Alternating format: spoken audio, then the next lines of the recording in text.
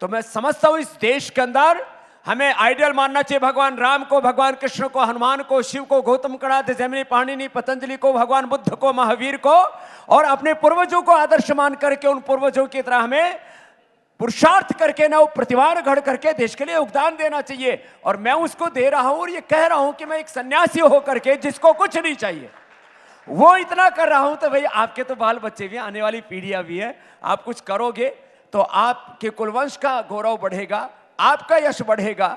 और हम यदि जीवन में कुछ ना करें, ऐसे खाना पीना सोना, कुछ बच्चे पैदा करना और फिर मर जाना, जिंदगी इतनी नहीं है। किया जा रहा है तो वो सवालों के घेरे में क्यों आ गया? चलिए रामनीति की भी बात मैं आपसे थोड़ी देर में कर लूंगी, लेकिन उससे पहले एक सवाल, क्योंकि जिस तरीके से आपने कहा कि अब बाबा को सब सुनना चाहते हैं, आरोप आप पे लग गए। विपक्ष ने साफ तौर पर कह दिया कि पहले तो सिर्फ योग शिविर लगाते थे, लेकिन अब सिर्फ योग शिविर नहीं लगाते हैं, और ये मौजूदा सरकार की वजह से ऐसा क्या संभव हो पाया?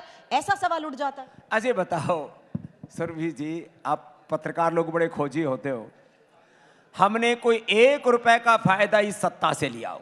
आपका कार्यक्रम का नाम ही सत्ता है, अब आपने थोड़ा उसको और जो है ग्लैमराइज कर दिया है।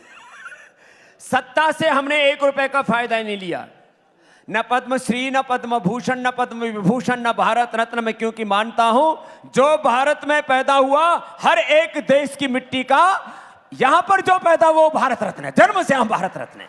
हमने ना सत्ता से कोई सम्मान लिया, न सत्ता से कोई प्रोजेक्ट लिया, न सत्ता से कोई फेवर लिया। लेकिन मैं इतना तो ये तो मानता हूं कि ये सत्ता धर्म विरोधी नहीं है, ये सत्ता राष्ट्र विरोधी नहीं है, योग आयुर्वेद की विरोधी नहीं है। तो ऐसी सत्ता होनी चाहिए देश में। तो आपकी नजर में यही इतिहास में भी झलकता है, इसलिए आप कह रहे हैं कि अकबर का गुणगान होता?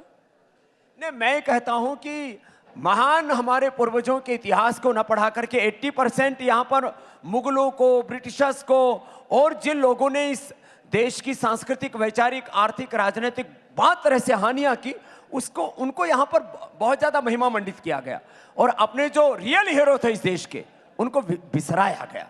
तो वापस इस देश को अपने अतीत के गौरव को अपने साथ में लेकर के वर्तमान में प्रचंड पुरुषार्थ करते हुए भारत को एक स्वर्ण युग की ओर ले जाना है।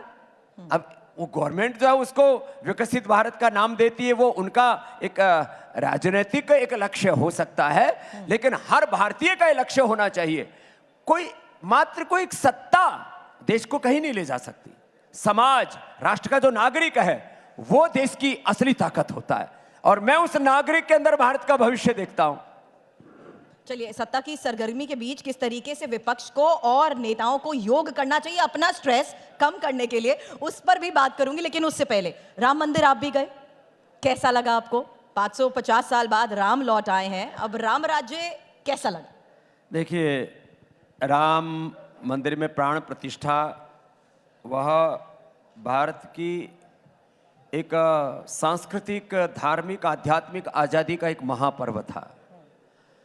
और राम मंदिर में प्राण प्रतिष्ठा के बाद ये जो राष्ट्र मंदिर का निर्माण है, व्यक्ति निर्माण से, क्षेत्र निर्माण से, समाज निर्माण से राष्ट्र निर्माण, एक नए युग के निर्माण की ओर हम आगे बढ़ते हैं। भारत की यात्रा जो है वो एक व्यक्ति, किसी एक समाज, एक राजनीतिक सीमाओं में नहीं बनती है।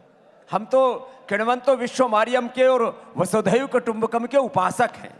इसलिए भारत कभी सीमाओं में नहीं सिमटता, और यदि आप अखंड भारत को देखते हैं या आर्यवर्त को देखते हैं तो वो तो पूरे विश्व का नेतृत्व करने वाला भारत है। एतद् देश प्रसूत से सका सादग्र जन्मनः स्वम स्वम चरित्रम शिक्षरम पृथिव्याम सर्वमानवा।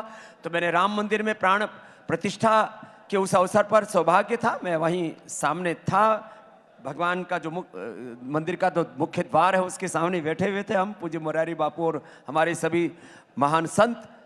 तो वह भारत का एक अविस्मरणीय, ऐतिहासिक और बहुत ही भावुकता भरा क्षण था।